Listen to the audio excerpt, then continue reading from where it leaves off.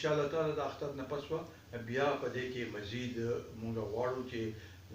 نور چې کوم دلته ګوندونه دي سیاسي ګوندونه دي چې هغوی سره مزید بیا دوباره رابطه وکړو او هغوی هم په دې باندې قایل کړو چې د وخت تقاضا ده او د دې د پښتنو دا تمه ده چې موږ ټول په یو پلیټفارم باندې یو اواز شو او دا کوم څنګه چې اوازونه دا کوم اقدامات چې کېږي مثلا د فرشتې بیبي دا مسله وشوه نو دا د پښتنو یو هغه د زیاتي او ظلم شوی دی نو په دې باندې او داسې ډېر هغه دي مسلې دي د فاټا مسله ده د نورو د زموږ د اختیاراتو مسله ده د مختاره مسله ده دا ټول مسلې دي په دې باندې چې مونږ یو مشترکه یو لامل صحیح او شفاف خان که د په نړیوال د موجوده چې کوم صورتحال دی خاص کر د ګلف کې چې کوم سره روان دي خلیج کې تاسو وینئ که ګلف کې دا حالات نور هم تاوجج کېږي نو د پښتانه باندې او په پاکستان باندې د احساس سره ګوره چې اول خو تاسو وګورئ نو افغانستان کې چې کوم صورتحال دی هغې نه پاکستان متاثر دی او ورسره هندوستان چې دا کوم وایلیشنز کوي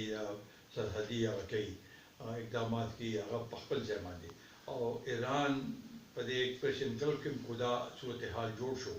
نو لازمي خبره ده د هغې اثرات به په پاکستان باندې راځي موږ دې نه هغه مستثنا کېدی نه شو او په دې کې کوشش دا پکار دی چې موږ یو داسې کردار ادا کړو چې هغه قوتونه یا هغه سوپر پاور چې هغه دلته خپل هجمني یا داسې هغه جوړول غواړي او خپل اقدامات دلته په خلکو په نورو ملکونو باندې منل غواړي چې هغه په دې باندې خبردار کړو چې دا د دې خطې دپاره او د دې علاقې دپاره دا خطرناک دی په دې ضمن کې زما په خیال پاکستان یو کردار شته او هغه صحیح معنو کې هغوی دا راکړو په کار دا ده چې وزیر اعظم قوم په اعتماد کې واخلي پارلیمنت په اعتماد کې واخلي او دې لپاره ما نن په پریس کانفرنس کې هم دا وویل چې موږ یو داسې اقدامات او یو داسې عمل طی کړو چې زموږ سټریټیجک چې کوم هغه دي مفادات دي چې هغه مخامخ کېږو او یو پروګرام او یو منصوبه بندي او پالیسي جوړه کړو چې موږ به په دې حالاتو کې څنګه د قومي وطن پارټۍ چیرمن آفتاب احمد خان شیرپاو سره موجود یو راځئ چې دوی سره په موجوده حالاتو باندې یو څو خبرې وکړو آفتاب خان ډېره مننه چې تاسو خپل قیمتي وخت راکړو لومړی راته دا ووایئ چې په 19 د دې میاشتې تاسو په اسلام آباد کې مخالف ګوندونه راغونډ شوي وي آینده له عمل څه دی حکومت له تاسو به څنګه ټاک ټایم ورکوي دا لومړنی میټینګ و د اپوزیشن پارټو د حزب اختلاف پارټو د الیکشن نه پس خو دوه درې ځله اے پی سی شروع او بیا پکې یو تعطل راغلو او دا په لومړي ځل باندې بلاول دا اقدام واخیست او ټول سیاسي پارټۍ د اپوزیشن چې دی هغه ټول راځي شو او په دې کې دې باندې غور وشو چې یاره څه کول پکار دي د ټولو سیاسي پارټو هم دا خواهش و چې دا قوم چې کوم مشکلاتو کې دی او کوم تکلیفاتو کې دی او خاص کر د مهنګایي او د بې یقینۍ صورتحال دی په دې لحاظ کې د اپوزیشن پارټو یو رول جوړېږي او چونکې حکومت په خپل مقاصد کې فیل شوی دی حکومت یو سلیکټډ پرایم منسټر او هغه راغلی دی او دا ملک د بحران نه ونښ کې شو بلکې مزید بحران کې واچولو دې دپاره د ټولو دا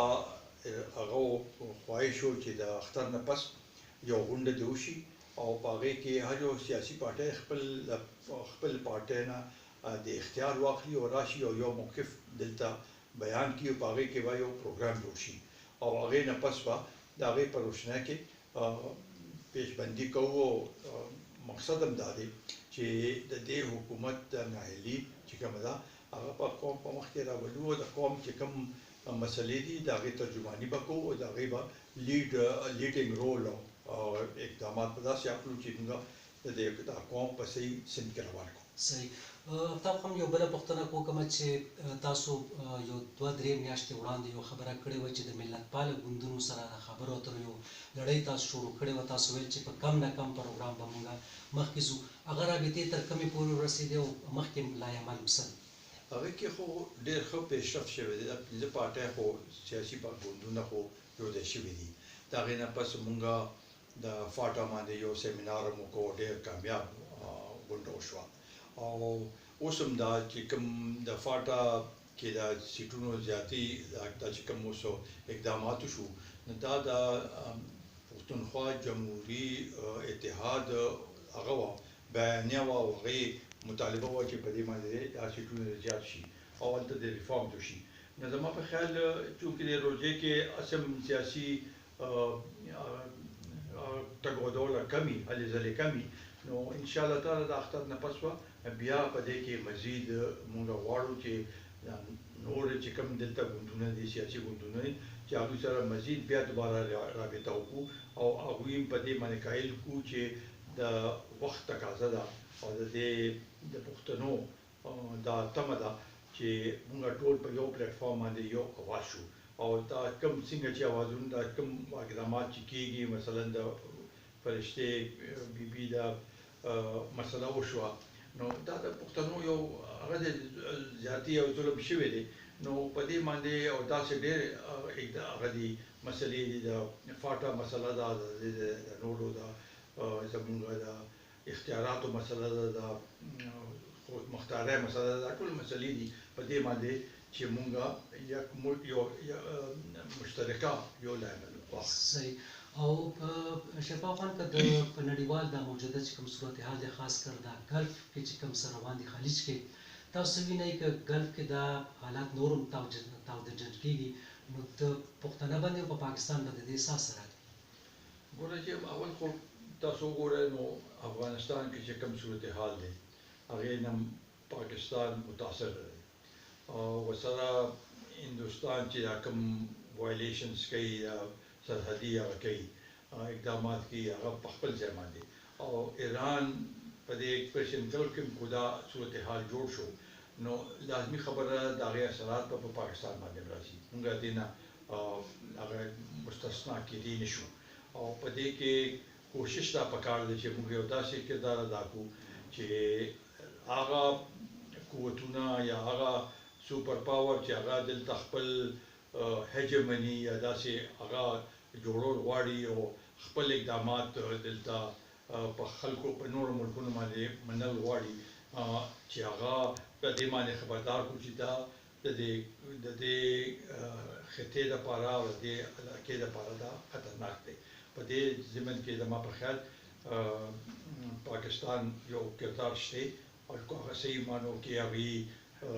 دا راکړو. پکار دا ده چې وزیر اعظم قوم په اعتماد کې واخلي، پارلیمنت په اعتماد کې واخلي او دې لپاره ما نن په پریس کانفرنس کې هم دا وویل چې مونږ د یو داسې اقدامات او یو داسې لایحه طی کړو چې زموږ سټریټیجک چې کوم هغه دي